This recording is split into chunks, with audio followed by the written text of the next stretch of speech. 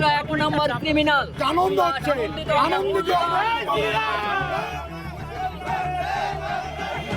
আমরা পেয়েছি আজকে আমাদের পূর্ণ স্বাধীনতা আমরা পেলাম। যেভাবে গ্রেপ্তার করেছে কি বলবেন? কিছু বলবো না, আমি জানি না কেন গ্রেপ্তার করেছে।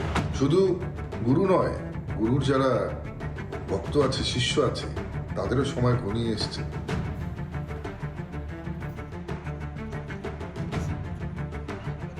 এরকম উদয়ন গুহ সারা বাংলায় ছড়িয়ে আছে, কিন্তু কোথাও উদয়ন গুহ গ্রেপ্তার হবে, কোথাও উদয়ন গুহদের বদলে খাতিরদারি হবে, এটা যেন না হয়।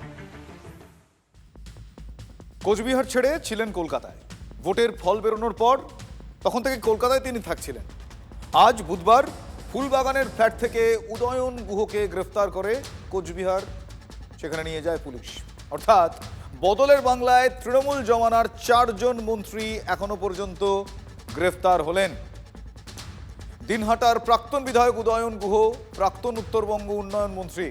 তার আগে গ্রেফতার হয়েছেন প্রাক্তন দমকল মন্ত্রী সুজিত বসু, প্রাক্তন বিজ্ঞান ও প্রযুক্তি মন্ত্রী উজ্জ্বল বিশ্বাস এবং পরিবহন দপ্তরের প্রাক্তন প্রতিমন্ত্রী দিলীপ মণ্ডল। কেন গ্রেফতার দিনহাটার প্রাক্তন বিধায়ক? উদয়ন গুহর দাবি তিনি নাকি কিছুই জানেন না, গ্রেফতারের কারণ তাকে নাকি জানানোই হয়নি। উদয়ন কি মনে করছেন যে এটা রাজনৈতিক প্রতিহিংসা, মানে তিনি রাজনৈতিক প্রতিহিংসার শিকার? চৌঠামের পর থেকে কেন কলকাতার ফ্ল্যাটে থাকা শুরু করেছিলেন তিনি? পরিবর্তনের বাংলায় যে কোনো সময় গ্রেফতার হতে পারেন সেই আশঙ্কা থেকেই কি নিজের জেলায় তিনি আর ফিরছিলেন না, কলকাতাতেই থাকছিলেন? উনিও তো জানতেন গ্রেপ্তার হবেন, সেই কারণে ভোটের রেজাল্ট বেরোবার পর গোপনে একেবারে সোজা কোচবিহার থেকে চলে এসছেন। উনি তো জানতেন যে এটার জন্য ওয়েট করছে, আমি সব যা খুশি তাই করব। যখন তখন যার উপর খুশি আঘাত আনত, আক্রমণাত্মক কথা বলতেন। তিনিও দেখা গেল সেই একই রাস্তায় হেঁটেছেন। কাল চক্রের মাধ্যমে কোটি কোটি টাকা আত্মসাৎ করে এখন কমল গুহর পুত্র জেলে।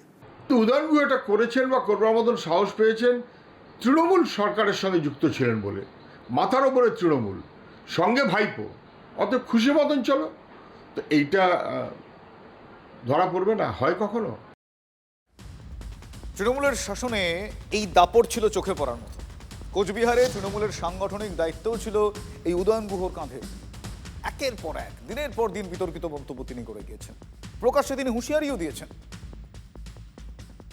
মালতী রাভাকে দেখে আমার মনে হয় তোমরা দেখো গো আসিয়া মালতী রাভা নৃত্য করে ঠমকিয়া ঠমকিয়া। এ তো ওই যে চলে গেল আমাদের নেত্রী, তার আগে সাহস পেল না। আমাদের নেত্রী চলে যাওয়ার পরে ওই নেংটি ইঁদুরের মতন লাফাতে লাফাতে আলাদা রাজ্যের দাবি করছেন। কুচবিহার জেলায় কোথাও মিছিল করে আলাদা রাজ্যের দাবি জানাবেন, হাঁটু আস্ত নিয়ে বাড়ি ফিরতে পারবেন না। যেরকম কথা বলবে তার শাস্তি তারা ভোগ করবে, শাস্তি পাবেন। এটা সকলেই বাংলার মানুষ চাইছে, দিনহাটার মানুষ চাইছে, কোচবিহারের মানুষ চাইছে। বাবুন, কে যে কার হাঁটু ভাঙে পরিহাস দেখুন। উত্তরবঙ্গে বিজেপির দাপুটে নেত্রী এই মালতী রাভা রায়, তিনি এখন মন্ত্রী। আর উদয়ন গুহ ভোটের ফল দেখে নিজেই ইঁদুরের গর্তেও একেবারে সেরিয়ে গিয়েছিলেন, কলকাতায় চলে এসেছিলেন, সেখানে ফ্ল্যাটে থাকছিলেন, প্রকাশ্যে আর তাকে দেখা যায়নি। আজ ফুলবাগানের ফ্ল্যাট থেকে গ্রেফতারের সময় মিডিয়ার ক্যামেরায় নজরবন্দি হতে হলো তৃণমূল জামানার এই দাপুটে মন্ত্রীকে, যে দিনের পর দিন যিনি হুমকি হুঁশিয়ারি দিতেন। বাবু কি বলবেন? যেভাবে গ্রেপ্তার করেছে কি বলবেন? কিছু বলবো না, কি বলবেন? আমি জানি না কেন গ্রেপ্তার করেছে। কোনো কেস নেই, কিছু নেই, শুধু শুধু ধরে নিয়ে যাচ্ছে একটা মানুষকে। অসুস্থ একটা মানুষ, জানেন তো, অসুস্থ মানুষ। আমি জানি না কেন গ্রেপ্তার করেছে। ও বলছে একটা তোলাবাজি মামলা ছিল পুরনো, একটা তোলাবাজি মামলা ছিল পুরনো বলছে। শহীদের নাম আছে ওনার, উনি বীজ কেলেঙ্কারি করেছেন, উনি আবাস যোজনায় দুর্নীতি করেছেন, উনি চাইল্ড কেয়ার নামে দুর্নীতি করেছেন, এরকম ভুরি ভুরি। কি বলবেন? আপনাকে গ্রেপ্তার করা হলো, কি বলবেন? 21-এর নির্বাচনের পরে যে আমাদের জাতীয় মানবাধিকার কমিশন ছিল কোচবিহারে, ওনার নাম যে রেখেছিল নোটিশ ক্রিমিনালের মধ্যে, তার মধ্যে 1 নম্বর নাম ওনার আছে। তাহলে এতদিন কেন হয়নি বলুন? বেলঘড়ি এক্সপ্রেসওয়েতে এই মুহূর্তে উদয়ন গুহ এবং কোচবিহার পুলিশের গাড়ি। কোচবিহার পুলিশ তাদের অভিযোগ আসার পরে তদন্ত শুরু করে। উদয়ন গুহকে কোথায় তার সন্ধান শুরু করে। তারা দেখে যে কলকাতায় তার যে ফুলবাগান থানার অন্তর্গত যে একেবারে একটি ঘর রয়েছে, সেখানে উদয়ন গুহ রয়েছেন। সেই লোকেশন ট্র্যাক করে পুলিশ চলে আসে, ফুলবাগান থানাকে ইনফরমেশন দেয়। ফুলবাগান থানা গিয়ে উদয়ন গুহকে থানায় নিয়ে আসে, জিজ্ঞাসাবাদ করে। কোচবিহার পুলিশ এসে তাকে গ্রেপ্তার করে। কল্যাণী এক্সপ্রেস ওপর দিয়ে কিন্তু আমরা চলে যাচ্ছি, আর উদয়ন গুহর যে গাড়িতে বসে রয়েছেন তাকে পুরো বর্তমানে পুলিশ ঘিরে রয়েছে। আর উনি ভেবেছিলেন যে ভোটের পরে ভেঙে গিয়েছিলেন, ভাবছেন যে এখানে এইভাবে বেঁচে যাবে। উদয়ন গুহ তিনি যখন গ্রেপ্তার হয়েছেন এবং তার যে বডি ল্যাঙ্গুয়েজ যদি একবার তোমায় বলি, যে তিনি এখনো পর্যন্ত যখন গাড়িতে বসে রয়েছেন পুলিশের ঘেরাটোকে, তিনি কিন্তু বলছেন আমি বুঝতে পারছি না যে অভিযোগ আনা হচ্ছে সেই অভিযোগ আসলে কি অভিযোগ, সেই অভিযোগ আমার কাছে এখনো পর্যন্ত স্পষ্ট নয়। যা যা ক্রাইম করেছেন, যা যা অন্যায় করেছেন, সব ওনার বিরুদ্ধে, সব কিছুর বিরুদ্ধে ব্যবস্থা ওনার গ্রহণ। কি বলবো বলুন, কিছু বলার নেই। আমার বলার মতো না, যে অবস্থাও নেই, জানেন তো কি বলবো বলুন। উদয়নকে নিয়ে কোচবিহারে রওনা হওয়ার পথে কৃষ্ণনগরে একটা হোটেলে পুলিশের গাড়ি থেমেছিল, আর সেখানেই প্রাক্তন মন্ত্রী খাওয়া দাওয়া সারেন। পর্দায় সেই ছবি আপনারা এই মুহূর্তে দেখতে পাচ্ছেন। খাওয়া দাওয়ার পর হোটেল থেকে বেরিয়ে আসেন উদয়ন গুহ। খাওয়া দাওয়ার সময়কার ছবি দেখাচ্ছি আপনাদের। এবার বেরিয়ে আসছে।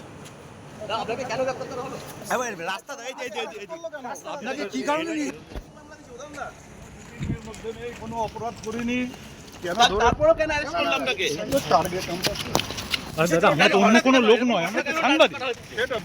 যারা করেছে তারা বলতে।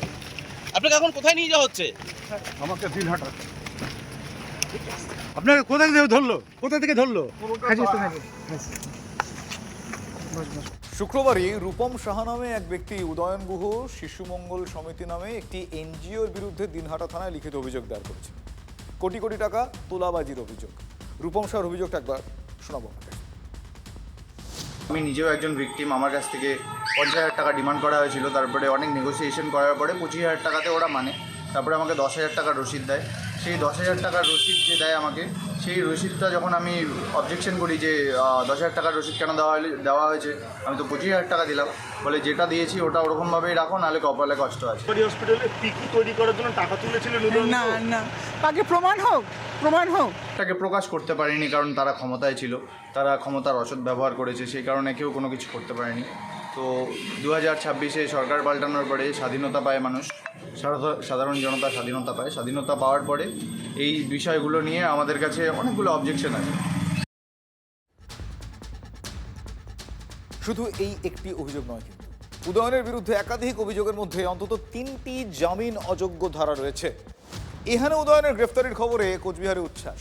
সেখানে গেরুয়া আবির মেখে উচ্ছ্বাস প্রকাশ করেছেন অনেকেই।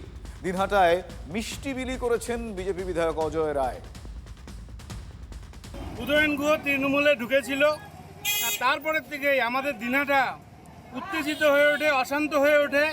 এখানকার সাধারণ মানুষ খুব অত্যাচারিত ছিল। 2021 সালের নটোরিয়াস ক্রিমিনালে যার 1 নম্বরে নাম ছিল, তিনি আজকে শ্রীঘরে। সে একটা 1 নম্বর ক্রিমিনাল, সে ধরা পড়েছে। সেই আনন্দে উল্লাস হচ্ছে, আনন্দ হচ্ছে, আনন্দিত। যত ছেলেবেলে আছে, যত এই লেজগুলো আছে যাদের দ্বারা অত্যাচার করত, তারা সবাই যেন এক এক করে অ্যারেস্ট হয়। রাজ্যের মুখ্যমন্ত্রী শুভেন্দু অধিকারী তিনি বারবার মনে করিয়ে দেন যে চিরদিন কাহারও সমানও নাহি যায়। দাপুটে উদয়ন টের পাচ্ছেন, একেই বলে কর্মফল। সবটাই তো আর রাজনৈতিক প্রতিহিংসা বলে লঘু করে দেওয়া যায় না। উদয়ন তো আর সাধু পুরুষ নন। অভিযোগ তো ভুরি ভুরি রয়েছে। যারা অভিযোগ করছেন তারা কি সবাই মিথ্যা বলছেন? যে উদয়ন গুহ নিজের বাবাকে চোর বলে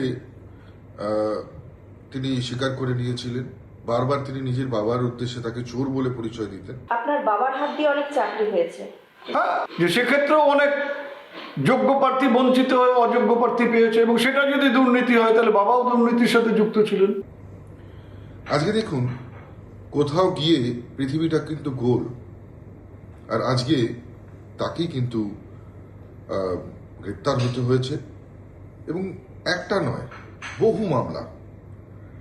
দিনহাটার সাধারণ মানুষকে যে লোকটা শান্তিতে থাকতে দেয়নি, দিনাটার সাধারণ মানুষের জীবন যে বিষিয়ে তুলেছিল, দিনাটার সাধারণ মানুষকে যিনি অকথ্য অত্যাচার করেছেন, তার নাম উদয়ন গুহ।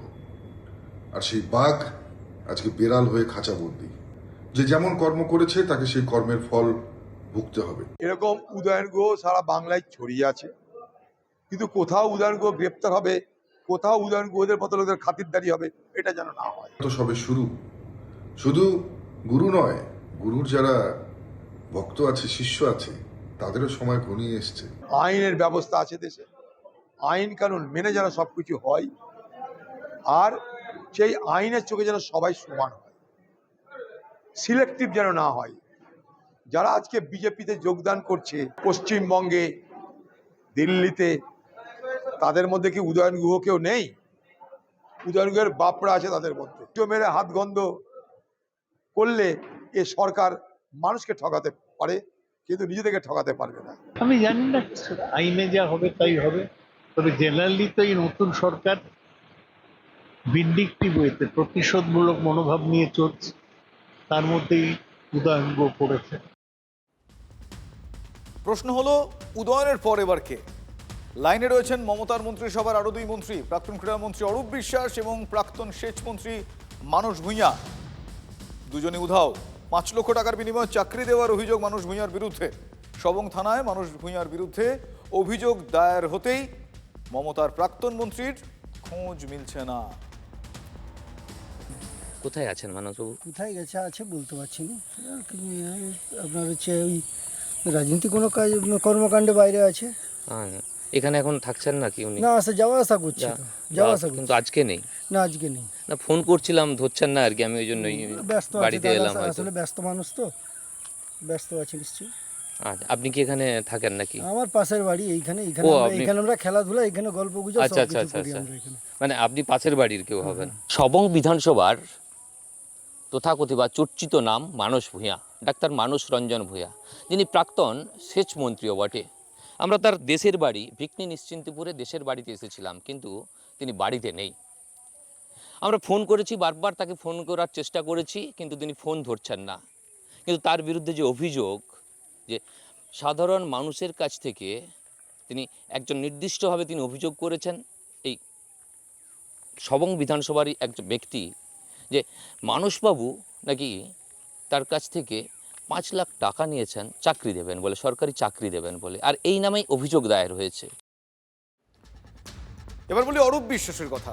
তারও কিন্তু দেখা নেই। মেসিকাণ্ডে গ্রেফতারের আশঙ্কাতেই কি তিনি পালিয়ে বেড়াচ্ছেন? হাইকোর্ট রক্ষা কবচ দিয়েছিল, তারপরেও কেন বিধাননগর পুলিশের মুখোমুখি তিনি হচ্ছেন না? নোটিশ পেয়েও কেন তিনি যাচ্ছেন না? বিশ্বকাপে আপনারা জানেন আজ মেসি হ্যাটট্রিক করে ফেলেছেন। আজ সোশ্যাল প্ল্যাটফর্মে শতদ্রু দত্ত, মানে সেই মেসি ইভেন্টের যিনি আয়োজক, তিনিও কটাক্ষ করেছেন। আপনার পাড়ার পল্টুদা হ্যাটট্রিক করেছে, এবার তো বেরিয়ে আসেন, শতদ্রু লিখেছেন তার সোশ্যাল মিডিয়া পোস্টে। আর এই শতদ্রুই মেসির ভারত সফরের উদ্যোক্তা ছিলেন। আরও একবার মনে করাই আপনাদের, কারণ অন্যান্য জায়গায় মেসির অনুষ্ঠান কিন্তু সুষ্ঠুভাবে হয়েছিল। অরূপ কি পুলিশের মুখোমুখি হবেন? এটাই মুহূর্তের প্রশ্ন। প্রাক্তন ক্রীড়ামন্ত্রীর চাপ বাড়িয়েছে টিম মেসির থেকে আসা একটা চিঠি। ঘটনাচক্রে সেটা মোক্ষম দিনেই এসেছে, যেদিন মেসি রেকর্ড করেন। বিধাননগর থানায় আসা ওই চিঠিতে বিশৃঙ্খলার দায়ে অরূপ বিশ্বাসের কাঁধে চাপানো হয়েছে।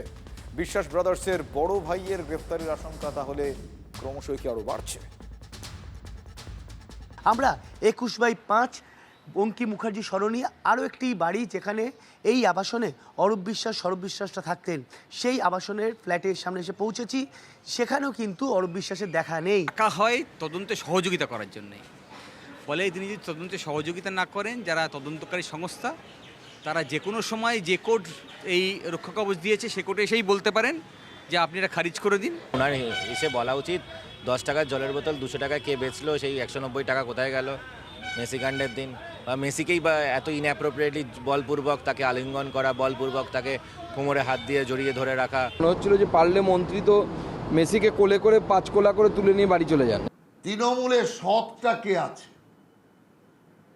অসৎদের এক কারখানা, আর সেই কারখানার মালিক মমতা ব্যানার্জি।